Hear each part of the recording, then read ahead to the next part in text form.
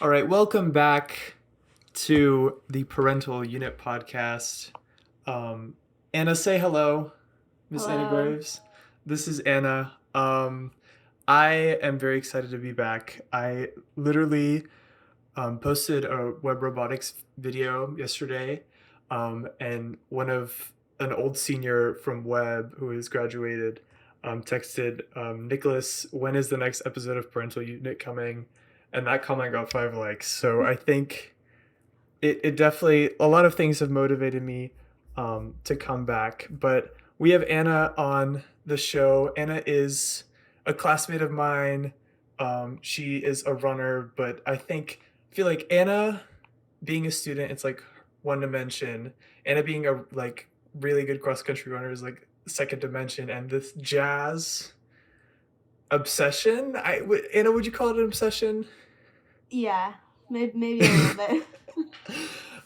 The jazz obsession is like the third dimension, like this, I think it makes you pretty interesting. Anyone who appreciates jazz is pretty cool. I agree. Um, and um, we're gonna talk jazz. We're gonna talk um, what instruments you play, what you do, how you express your jazz, who you listen to. Um, so starting us off, um, do you play piano and flute, right? Yes. Just piano and flute. Okay, I had to make sure. When did you get started on those instruments? So piano, I started when I was 5, and flute I joined um 7th grade, so like 12ish. Okay, middle school. So yeah, Yeah. middle school. And then you came into web ninth grade, and then played flute all through high school. Um, and do you have any family members who play instruments, or are you like the music child? I do. So my mom grew up taking lessons all her life when she was younger, and so she's definitely been a huge factor in my piano endeavors. And my other sister, one of my sisters, Lauren, she learned how to play the piano a couple years ago, and she's kind of used it in like a vocal performance minor in college, just more on the singing side of music. Um, That makes so sense. so yeah, there's a little bit of music in the family. Hmm. I don't like, my parents are not musical at all, and my brother did the whole piano lesson thing, but very quickly he dropped out. I think I have some like second uncle or something that was Mm-hmm. like a dance instructor, and I think my parents like associate me with him. I think there are some genes passed down through that family line, because other than that there's like no musicians in the family on my side. Um but how did jazz kind of come up? Because you don't get taught jazz in like early piano lessons. So, did you start listening to it? Did your piano teacher start giving you some jazz music? Like, is there a moment that you remember that you kind of brought jazz into your life? I don't think I can pinpoint an exact moment, but in 2020, I started listening to a little bit of like Etta James, some of her albums, and over the years, I've just kind of broadened my horizons and listened to more and more artists and stuff. And did you go out exploring? Did it get kind of recommended to you on like TikTok or Instagram or something?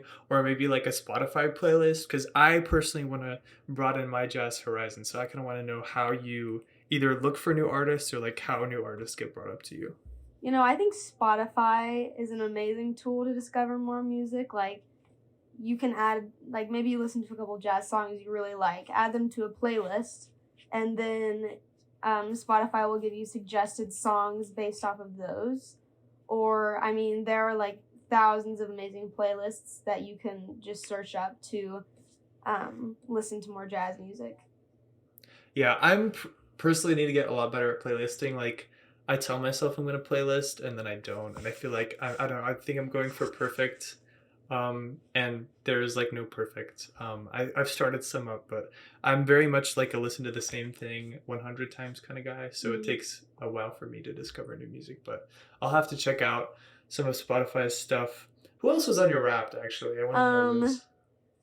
Leve was number one. The Beatles, number two. Mm-hmm. Okay. Number three, I think, was ABBA. No. Number three was Ella Fitzgerald. Four was ABBA, and five was Elton John. So you like, there's no one new. Oh, Leve, but Yeah. like, okay. No, like pop artists or anything. Mm. I do listen to a lot of older music. So you play flute and piano, but is there an instrument you like listening to more than other instruments? Oh, 100%. Like piano all the way. Like I am a little biased because I've been playing piano for so long, but Mm-hmm. even after listening to other instruments, like there's just no comparison at all because like most other instruments it's kind of a single melodic line rather than you can't really build the same types of chords that you can on the piano. Absolutely. So yeah, definitely the piano is my favorite to both listen to and play. And um, what got you into flute? Was it just like your friends were doing it? Did you think it looked cool? Like, You know, I walked in to the first day of band class in seventh mm-hmm. grade, and I did not do my research at all about bands or instruments. And I walked in, and the band teacher asked me what instrument I wanted to play, and I looked over and I saw a bunch of flute players, and I was like, I'll play the flute. And here you are. Yeah. Like, if I could go back, I I might have chosen clarinet or saxophone, but I committed. I don't think you're a saxophone girl. Really? Do you I think you're don't a know. saxophone girl? Okay, I don't know. I just love like jazz music on a saxophone. Okay. Mm-hmm. Like I don't know if I necessarily am a saxophone girl, but I do love the saxophone. And I had the privilege of going to Webb at sixth grade, and what they do is you have like a quarter. You take like a bunch of. They rotate through all the different elective courses, and like you have 9 weeks of band, and you just sit and try like all of the instruments. Oh, that's cool. And that was super helpful. But saxophone for me, I was just like in like a pop song, you'll hear like a sax riff, and it'll just be like so fun and so danceable. I'm a big like dancer in like as in like a bedroom, like in my bedroom at like 11 p.m. dancer. But I love like a good sax. It was just the sound. I remember watching like 2-hour jazz compilations on YouTube when I was like a seventh grader. Wow, And being Nicholas, like, that is dedication. but like it wasn't like jazz standards. It was just some like generic. Maybe it was jazz standards. I don't know. I have no clue actually. I'll have to go back to those like super old like 2 hours relaxing jazz music for study work. Yeah. back before I discovered lo-fi. Yeah, good times. Yeah. But how strongly is your personality tied to your instrument? Oh, like 100%. Like I think there are certain stereotypes associated with every instrument, and while I don't necessarily support stereotypes, I do think there is a little bit of truth to them all. So yeah, I definitely do associate personality-wise with my instruments. I actually talked with our band director. She was giving me a private lesson, and she said that me playing the saxophone had like changed my personality, and like I had like chilled out a lot through like playing the saxophone.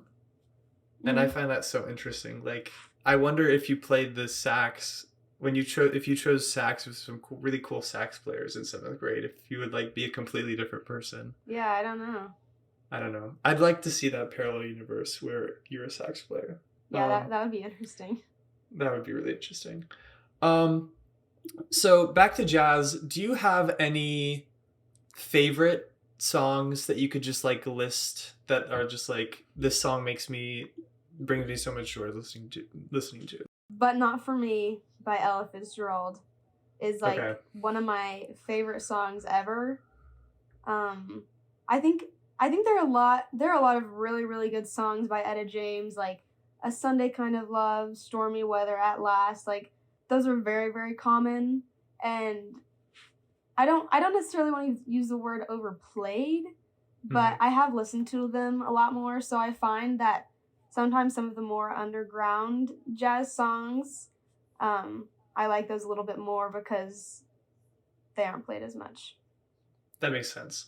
And there are also like a lot of jazz influences in like pop music and whatnot. So I guess you can hear it more often, but you listen to some standards too.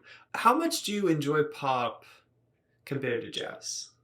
Compared to jazz, I just, like the chord progressions in pop, they're very predictable. Mhm. Um, Mhm. like I can enjoy pop music to a certain extent, but I just think the uniqueness of jazz music is just a lot more appealing to me.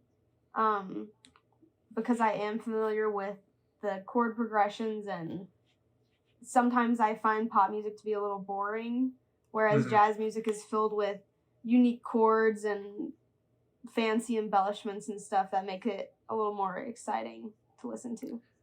Can you recognize chords when you hear them? Like, can you be like, "Oh, like that is a, I don't know, D major, D minor, some like diminished." Like, can you just hear and like know what that is when you hear it?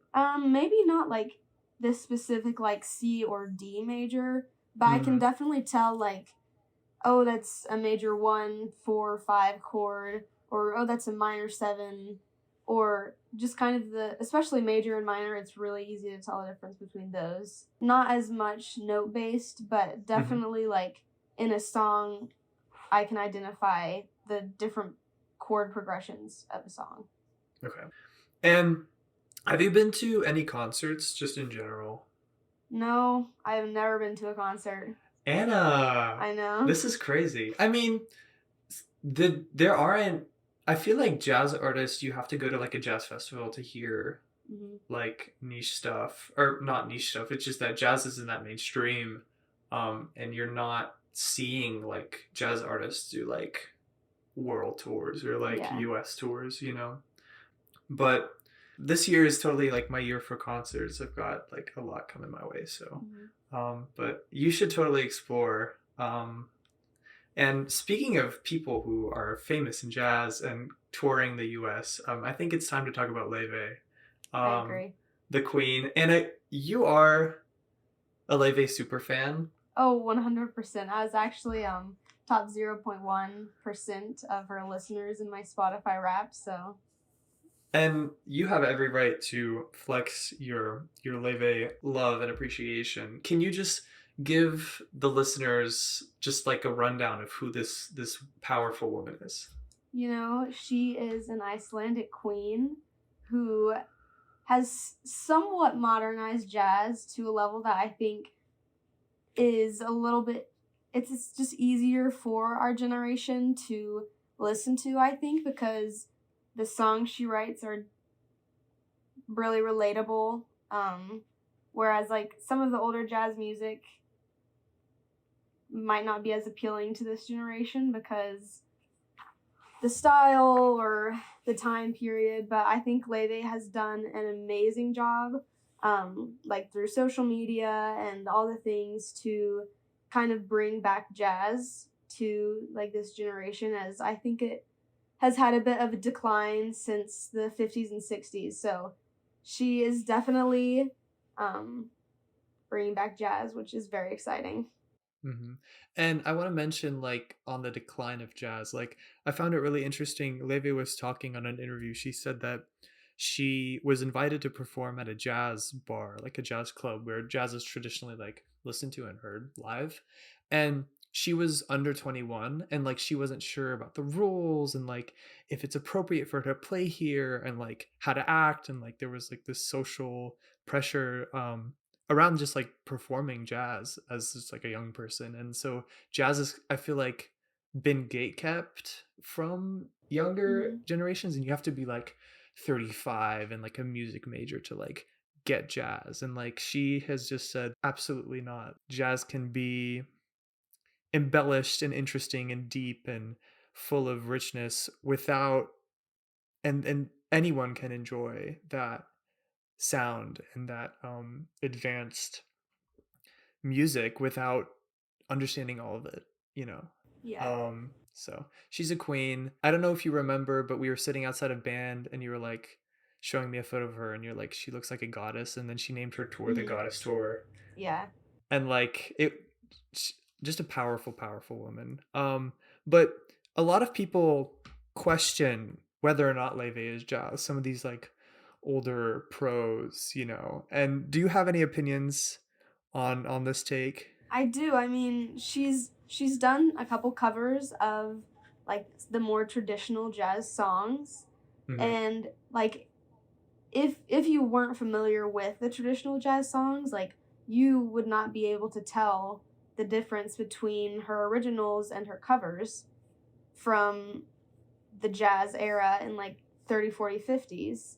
And so I think that fact alone kind of proves that her music is definitely it definitely has the jazz style. Mhm. So, I completely agree. Like I remember you were telling me like Misty is like a mhm. standard, and I was like, I had no clue, Yeah. legitimately.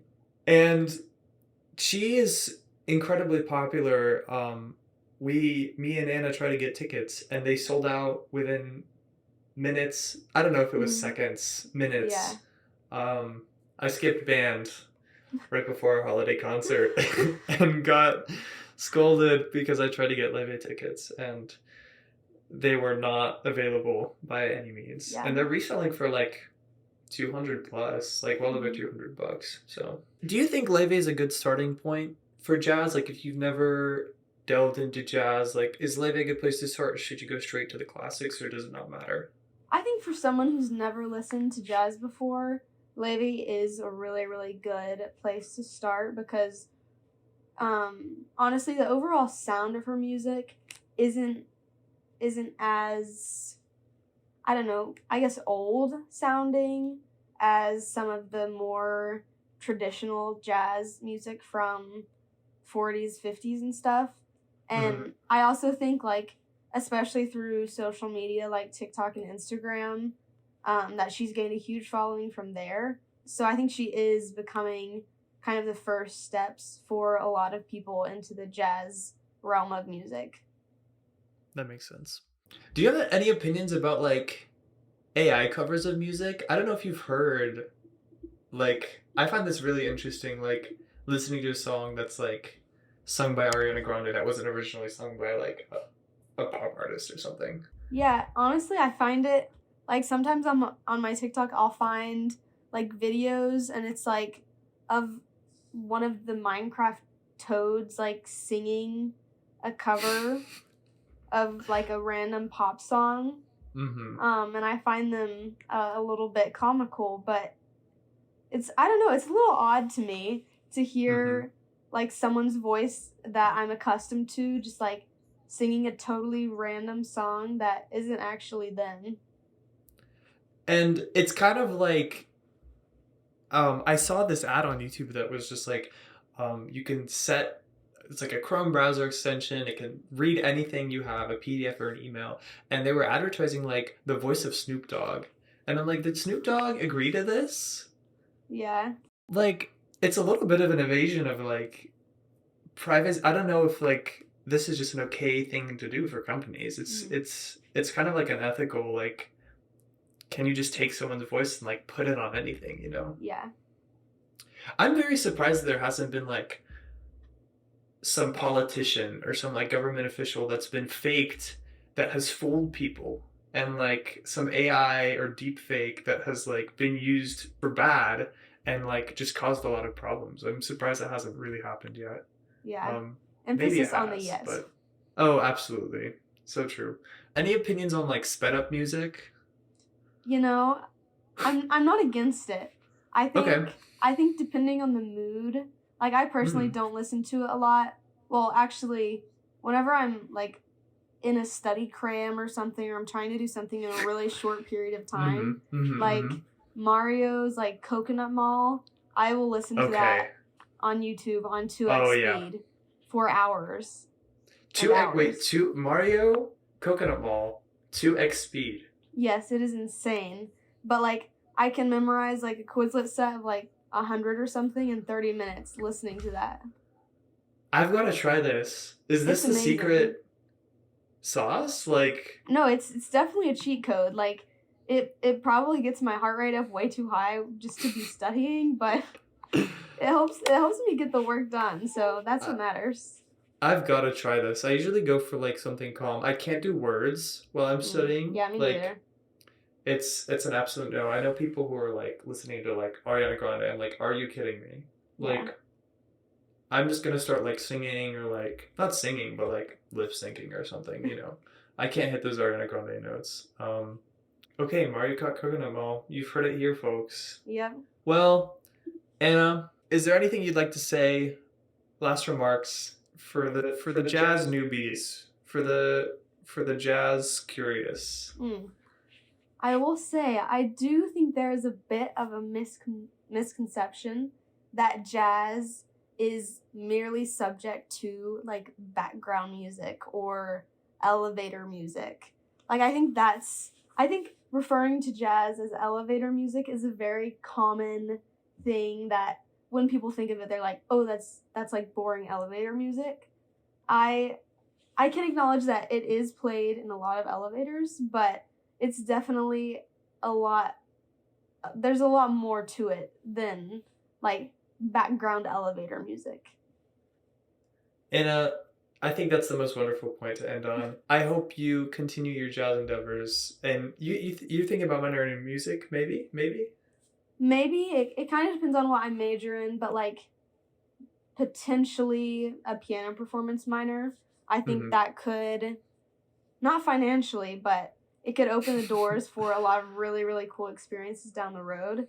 But even if I can't, I've already spoken with the two piano professors at Furman, and so Yep. I will be continuing lessons and potentially jazz piano lessons, which I'm very excited for.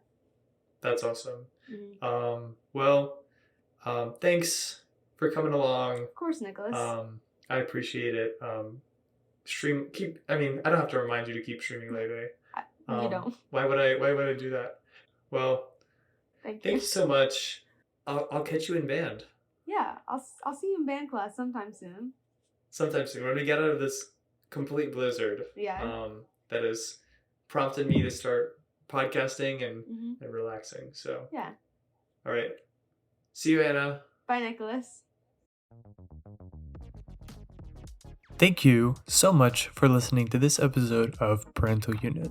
This conversation was an amazing return to the show after an extremely long break. I have finished applying to college, so I have time to delve into my hobbies like podcasting. The show also got a nice rebrand and is available on YouTube at Parental Unit Podcasts, so shout out to the fans who were here before the rebrand. And for all the listeners, I have an episode about a powerful woman in music dropping very soon, so I will catch you next time.